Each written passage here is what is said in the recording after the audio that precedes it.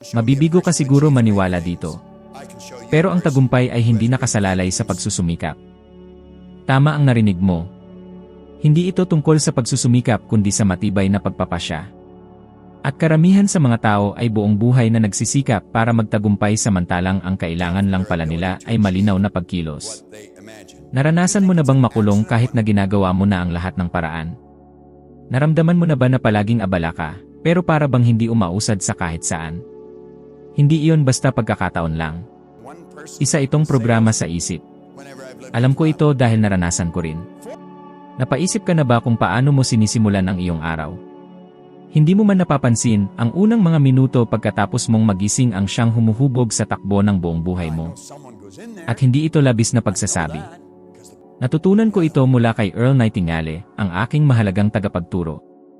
Sabi niya, Bob, ang unang 5 hanggang 10 minuto ng araw ay malamang na magtatakda kung paano magaganap ang buong araw. Narinig ko yon at aminin ko sa una, hindi ko ito gaanong pinansin. Ngunit pagdaan ng panahon, napagtanto ko, tama siya ng husto. Tignan mo, karamihan sa mga tao ay nagigising dahil sa nakakainis na alarm clock. Agad na kumukuha ng kanilang cellphone, nalulunod sa social media, mga mensahe, problema sa trabaho, at mga negatibong balita. Lahat ng iyon ay nangyayari sa unang mga sandali ng umaga. At dito na nag-umpisa ang isip na malagay sa estado ng pagkabalisa, pagmamadali, at kakulangan. Hindi mo namamalayan, ang buong araw mo ay nagiging tugon lang sa mga pangyayari, imbis na ikaw ang lumilikha nito. Nagsisimula kang gumalaw na parang otomatikong makina, tila palaging nagsusunog ng oras para patayin ang mga sunog. Pero paano kung babaguhin mo yon? Paano kung sa unang mga minuto ng iyong araw, pipiliin mong huminto sandali?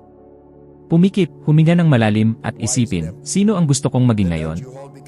Ano ang nais kong maramdaman? Ano ang gusto kong itayo? Dito nagsisimula ang mahika. Ganito ang ginawa ko noon. At masasabi kong, hindi na naging pareho ang aking buhay. Bago ang anuman, bago ko tignan ang mga email, balita, o mga gawain, humihinto ako. Pinipikit ko ang mga mata at ini-imagine. Inaabot ko ang dalas ng kung ano ang gusto ko, hindi yung mga dapat kong harapin. Dahil lahat sa universo ay gumagana sa pamamagitan ng vibration. Inaakit mo ang mga bagay na kapareho ng kalagayan ng iyong loob. At kung sisimulan mo ang araw na may pakiramdam ng pagka-pressure, pagkabalisa, at pagmamadali, hulaan mo kung ano ang ibabalik ng araw sa iyo. Kaya napakalakas ng maliit na ritual na ito tuwing umaga. Dahil ito ang nagbabalik sa iyo sa iyong tunay na kapangyarihan. Inilalagay ka nito sa posisyon bilang tagalikha, hindi bilang biktima. At hindi mo kailangang bugulin ng higit sa 5 minuto. 5 minuto lang. Ngunit ang 5 minutong iyon ang maaaring magpabago kung magiging produktibo o hindi ang araw mo. Kung ito ba ay araw ng paglago o araw lang ng pag-survive. Ngayon, isipin mo, ilang ulit ka na bang nakaramdam ng pagkapagod sa simula pa lang ng umaga? Ilang beses ka nang nagising na parang wala ka ng lakas, na para bang napakabigat ng mundo? Hindi ito tungkol sa katawan. Ito ay tungkol sa isip. Ang iyong isip ay naprogram para unang isipin ang mga problema. At kung ano ang pinagtutuunan mo ng pansin ay lumalaki. May pattern dito. At maaaring hindi mo pa ito napapansin. Pero isipin mo, paano kung gagamitin mo ang sandaling iyon, ang maliit na pagitan ng tulog at paggising, para iprogram ang sarili mo ng iba? Gigising ka ng may mas malinaw na layunin. Mas maliwanag ang isip. Mas matapang ang puso. Kasi imbis na ikaw ay itulak ng araw, ikaw ang pipiliin na itulak ang araw sa tamang direksyon. Minsan, dumaan ako sa panahon ng malalaking pagbabago. Kailangan kong gumawa ng mahihirap na desisyon. Malaki ang presyon. At tuwing umaga, kapag nagigising ako, gusto ng isip ko na itulak ako papunta sa takot, pagdududa, at pag-aalala.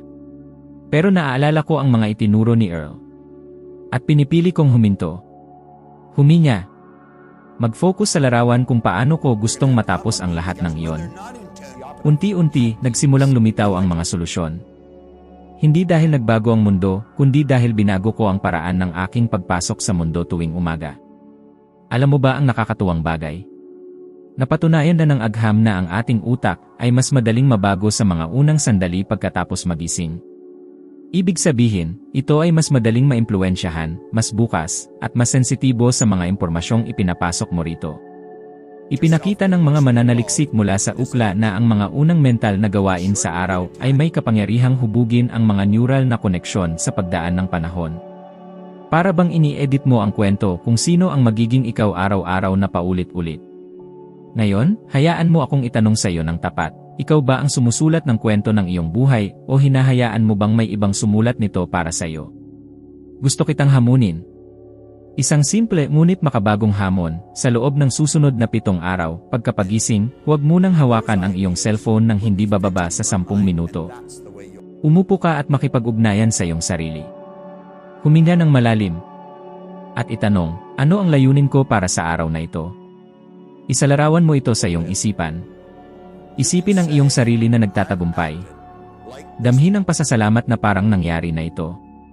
Kung gagawin mo ito ng 1 linggo, mararamdaman mo ang pagbabago. At ipinapangako ko sa iyo, kung ipagpapatuloy mo ito ng 30 araw, hindi mo nagugustuhin simulan ang araw sa ibang paraan. Nasa iyo ang susi. Palagi itong nasa iyo. Kailangan mo lamang itong alalahanin na gamitin agad pagkapagising. Palaging sinasabi ng mga tao, susubukan ko. Susubukan kong simulan ang proyektong iyon.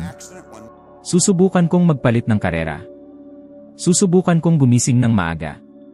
Pero hayaan mo akong sabihin ang isang bagay na marahil ay hindi pa nasabi sa iyo, ang pagsubok ay hindi nagbabago ng kahit ano. Gagawin mo ito o hindi.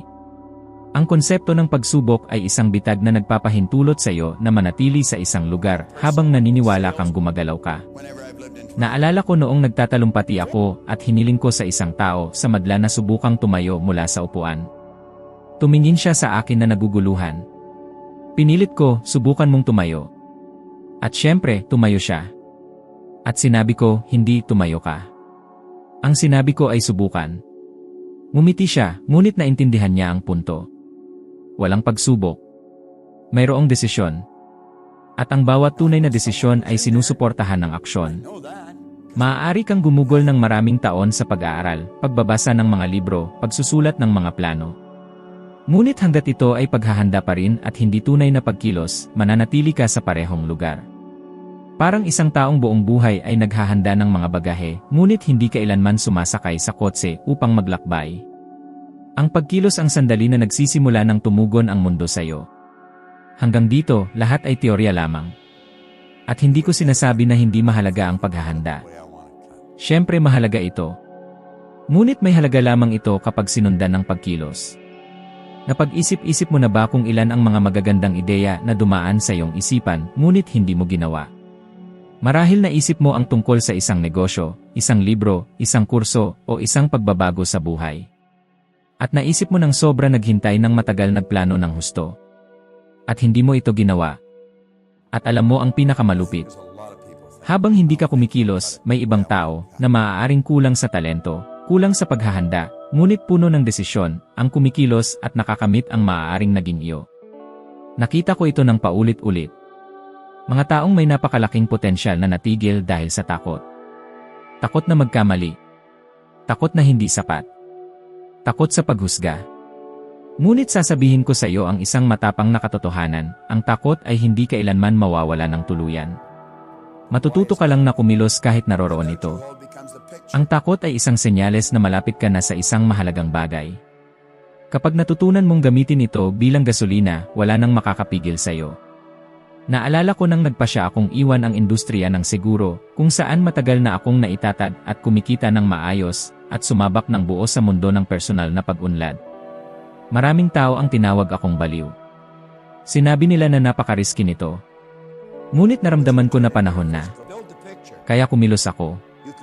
Hindi ako naghintay na maging handa. Hindi ako naghintay na lahat ay magkaroon ng katuturan. Nagtiwala ako sa aking pananaw at kumilos ako. At ang desisyong iyon, at higit pa rito, ang pagkilos na iyon, ang nagbago ng lahat. Kung ako ay naghintay pa ng tamang panahon, hanggang ngayon ay naghihintay pa rin ako. Tignan mo, ang sikreto ay hindi ang gumawa agad ng napakalaking bagay. Ang mahalaga ay ang pagsisimula. Gumawa ka ng unang hakbang kahit pa ito ay maliit lamang. Sapagkat sa pagkilos, nakakamit mo ang kaliwanagan. Hindi mo makikita ang buong daan habang nakatigil ka sa simula. Ngunit habang sumusulong ka, unti-unting lalabas ang mga susunod na hakbang. May isang kawili-wiling datos mula sa Unibersidad ng Columbia na nagpapakita na ang tuloy-tuloy na mga maliit na pagkilos ay mas may epekto sa mahabang panahon kaysa sa malalaking desisyon na paminsan-minsan lamang ginagawa.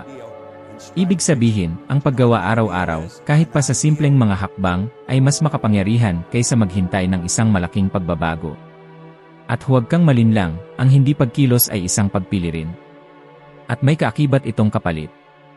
Ang kapalit ng pagsisisi, ng pagkadismaya, ng pakiramdam na ang buhay ay dumadaan lamang at ikaw ay nanonood lang. Kaya, tanong ko sa iyo, ano ang iyong ipinagpapaliban ngayon? Ano ang ideya na buhay sa iyong puso, ngunit hindi pa nailalapat? Ano ang pangarap na nakaimbak naghihintay na magkaroon ka ng sapat na tapang? Hindi naghihintay ang buhay. At hindi mo kailangang maging ganap na handa upang magsimula. Ang kailangan mo lang ay ang pangako. At ang unang hakbang. Dahil kapag nagsimula ka ng kumilos ang buong universo ay magtataguyod para sa iyo. Ngunit tumutugon lamang ito sa pagkilos. May dakilang bagay na nasa loob mo. Ngunit kailangan ito ng pagkilos upang umusbong. Panahon na upang itigil ang pagpaplano at simulan ang buhay na nilikha para sa iyo. Ngayon na. Nakakita ka na ba ng mga taong nagtatrabaho buong araw, nagsusumikap ng sobra, nag-overtime, nagmamadali sa lahat ng dako, pero hirap pa ring bayaran ang kanilang mga gastusin? Marahil ito ang nangyayari sa iyo ngayon. At ito ay nagtatanong ng isang nakakailang tanong, ngunit mahalaga, bakit ang labis na pagsusumikap ay hindi nagdudulot ng karapat-dapat mong resulta? Sasabihin ko sa iyo kung bakit. Hindi ito kakulangan sa trabaho. Ito ay kakulangan sa panloob na pagkakahanay. Ang iyong katawan ay gumagalaw, ngunit ang iyong isipan ay nakakadena sa kakulangan. Pagsusumikap ka, ngunit may maling dalas ng enerhiya. Lahat sa universo ay umiikot sa dalas. Lahat. At inaakit mo ang mga bagay na kaayon ng iyong dalas. Kung palagi mong iniisip ang mga utang, bayarin, takot sa pagkawala ng trabaho, kawalang katiyakan tungkol sa hinaharap, yan din ang patuloy na lalabas sa iyong buhay. Sapagkat ang mga iniisip mo ng madalas ay nagiging panloob na programa. At sumusunod ang iyong katawan sa isipan kahit hindi mo namamalayan. Hayaan mong ibahagi ko sa iyo ang isang bagay na marahil ay hindi pa nasasabi sa iyo noon, ang panlabas na mundo ay isang salamin ng iyong panloob na mundo. Hindi mo maaaring makamtan ang kapayapaan, kasaganaan, o yaman kung sa loob mo ay may tunggalian, pagdududa, at takot lamang. Sa loob ng maraming taon ng aking buhay, nabuhay ako sa ganitong tunggalian. Kumita ako ng pera. Ngunit hindi ko ito mapanatili. Palaging may bagong gastusin, isang emerhensya, o isang bagay na sumisira sa aking balanse. Akala ko ang problema ay nasa mundo, mga bayarin, o sistema. Hanggang sa naunawaan ko, ang aking isipan ang hindi handa upang suportahan ang kasaganaan.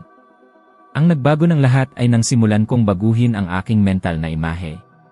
Hindi ko na inisip ang sarili ko bilang isang taong nagpupunyagi lamang para mabuhay, kundi bilang isang taong matagumpay na.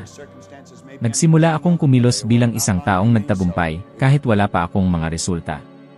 At hindi ito tungkol sa pagpapanggap. Ito ay tungkol sa pagbabago ng pinakapundasyon ng iyong pagkakakilanlan. Mayroong isang sikat na pag-aaral mula sa Yale University na nagpapakita na ang mga emosyon na nauugnay sa kasaganaan ay nagpapagana ng mga tiyak na bahagi ng utak na konektado sa pagiging malikhain at paggawa ng mga desisyon para sa pamatagalang plano. Samantalang ang mga emosyon na nauugnay sa kakulangan, tulad ng takot, pagkabalisa, at kawalan ng seguridad, ay nagpapagana sa mga sentro ng kaligtasan na nagiiwan sa iyo sa cycle ng agarang pangangailangan. Ibig sabihin, kapag binago mo ang iyong mental na dalas, aktwal mong pinapalakas ang iba't ibang bahagi ng iyong utak. Nagsisimula kang mag-isip ng mga solusyon sa halip na makita lang ang mga problema. Nagsisimula kang makita ang mga oportunidad na dati tanging mga hadlang lamang. At alam mo ba kung ano ang mas nakakagulat? Kapag ikaw ay nasa bagong dalas na ito, napapansin ka ng mga tao. Umaakit ka ng ibang klase ng mga kliyente, koneksyon, at mga landas na dati hindi nakikita. Lahat ng bagay ay nagsisimulang dumaloy ng isang paraan na halos hindi ka panipaniwala. Ngunit kailangan ng lakas ng loob para gawin ang pagbabagong ito. Dahil maraming tao ang kumakapit sa kakulangan na parang ito ay bahagi ng kanilang pagkakakilanlan. Sinasabi nila, ganyan ako. Sa pamilya namin, palaging mahirap. Sila ay naprograma para mag-survive, hindi para magtagumpay. Pero hayaan mong itanong ko sa'yo, totoo ba ito o isang kwento lamang na paulit-ulit mong narinig kaya't naniwala ka na? Hindi mo kailangang ulitin ang kwento ng iyong pamilya. Hindi mo kailangang mabuhay sa mode ng kaligtasan. Maaari mong baguhin ang iyong dalas. At kapag nangyari iyon, lahat ng bagay sa iyong paligid ay magsisimulang magbago. Naalala ko ang isang babae na sumali sa isa sa aming mga pagsasanay. Isa siyang nurse, nagtatrabaho ng 3 shift bawat araw, laging pagod at may mga utang. Sabi niya, nararamdaman niyang siya ay na-stuck. Ngunit nang maunawaan niyang ang isipan ang unang larangan na kailangang baguhin, nagsimula nang magbago ang lahat. Sinimulan niyang gamitin ang mga afirmasyon, visualization, at higit sa lahat, nagsimula siyang kumilos ayon sa imahe ng taong nais niyang maging, hindi sa imahe ng kung sino siya akala. Sa loob ng ilang buwan, siya ay na-promote, nagbukas ng isang maliit na negosyo, at sa unang pagkakataon sa mga taon, nakapag-ipon siya ng pera. Hindi ito mahika. Ito ay pisika. Neuroscience. Kamalayan. Kung nais mong baguhin ang nangyayari sa labas, kailangan mong baguhin ang nangyayari sa loob. At nagsisimula ito ngayon. Sa isang desisyon. Sa isang pangako sa bagong pagkakakilanlan. Sa pagpili na mabuhay mula sa loob palabas. Dahil ang iyong katawan ay susunod lamang sa iyong isipan. At ang iyong buhay ay susunod lamang sa iyong paniniwala sa kung ano ang posible. Ang lahat ng bagay na naroroon sa iyong paligid ay isang araw lamang isang ideya. Ang cellphone na hawak mo, ang screen na tinitignan mo, ang silya na kinaupuan mo lahat ay nagsimula sa isipan ng isang tao. Ngunit narito ang punto, ang mga ideya sa kanilang sarili ay walang halaga. Ang nagdudulot ng pagbabago ay ang ginagawa mo sa kanila. At marahil napansin mo na ito. Naranasan mo na bang magkaroon ng ideya na nagpapabilis sa tibok ng iyong puso? Isang pag-isip na tila isang maliwanag na ideya. Marahil isang bagong negosyo, pagbabago sa buhay, isang bagay na naramdaman mo sa loob na maaaring magtagumpay. Ngunit dumaan ang oras. Hindi mo isinulat. Hindi kumilos. At ang ideya ay namatay. Namaya pa ito gaya ng pagpanaw ng milyon-milyong ideya araw-araw dahil sa kakulangan ng aksyon. Alam mo, malungkot makita ang potensyal na nawawala dahil sa paralisis. Ngunit mas malungkot pa kapag alam ng tao na may malaking bagay sa loob nila, ngunit patuloy nilang inaabala ito dahil sa takot. Takot na magkamali. Takot na hindi sapat. Takot na magmukhang katawa-tawa. Ilang pagkakataon na ang iyong naipasa dahil inisip mong hindi ito ang tamang oras. Ang katotohanan ay, ang tamang oras ay hindi dumating na may kumikislap na karatula. Ito ay dumarating na nakatakip ng insekuridad, hamon, at pagdududa. Ngunit nagiging isang napakalaking pagkakataon lamang ito kapag sinabi mong at kumilos ka. Sa loob ng maraming taon, nakita ko ang mga taong may napakagandang ideya na nahahadlangan dahil sa pagiging perpeksyonista na kadalasan ay takot lamang na nakatago. Nais nilang makasiguro na magiging maayos ang lahat bago pa man magsimula. Ngunit impossible iyon. Tanging sa pagsisimula mo mulang malalaman kung ano talaga ang epektibo. Hindi bago pa.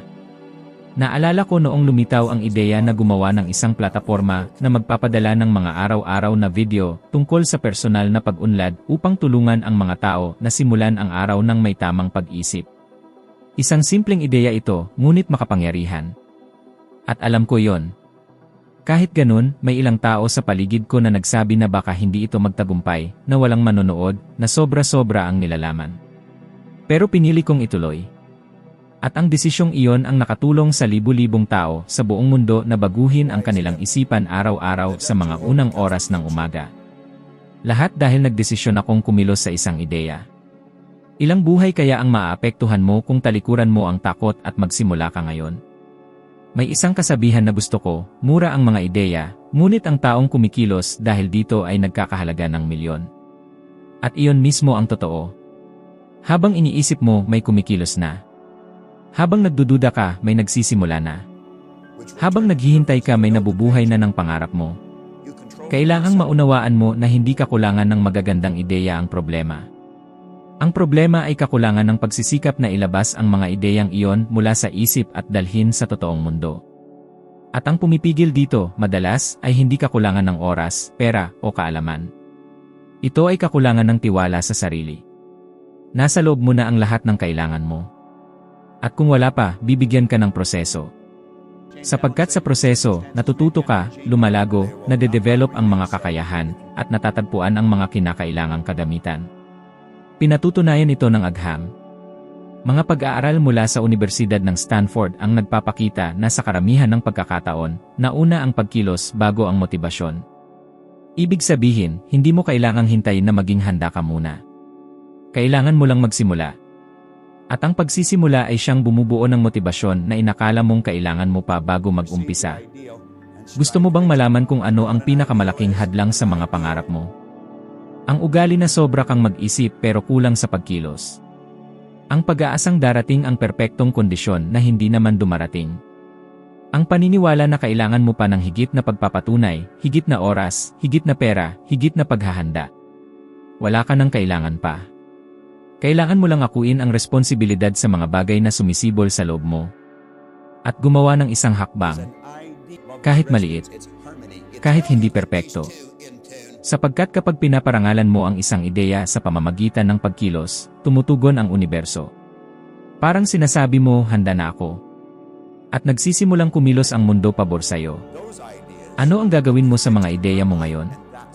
Pababayaan mo bang mawala ito sa gulo ng pang-araw-araw? O bibigyan mo ito ng buhay at pahihintulutan na baguhin ang iyong kapalaran? Nasa iyo ang pagpili. At ang tamang panahon ay ngayon. Ang pagkilos ang tulay sa pagitan ng iniisip mo at ng iyong buhay. Hindi mahalaga kung ilan ang pangarap mo, ilan ang magagandang ideya na dumadaan sa isip mo, o gaano mo gustong magbago, kung hindi ka kikilos, wala nang mangyayari. At kapag nagpasya kang kumilos ng may layunin, nakaayon ng kung sino ang nais mong maging, magsisimula ng magbago ang lahat sa paligid mo. Ngayon, kung naramdaman mong may gumalaw sa loob mo, ibig sabihin ay handa ka ng umakyat ng isa pang hakbang. Nasa screen na ang susunod na video. Pindutin mo at sumama ka sa akin. Itutuloy natin ang paglalakbay na ito ng magkasama, at ipinapangako ko sa iyo, lalabas ka roon na 1% na mas mahusay kaysa sa ngayon. Salamat sa pagsama mo sa akin hanggang dito. Hinihintay kita doon.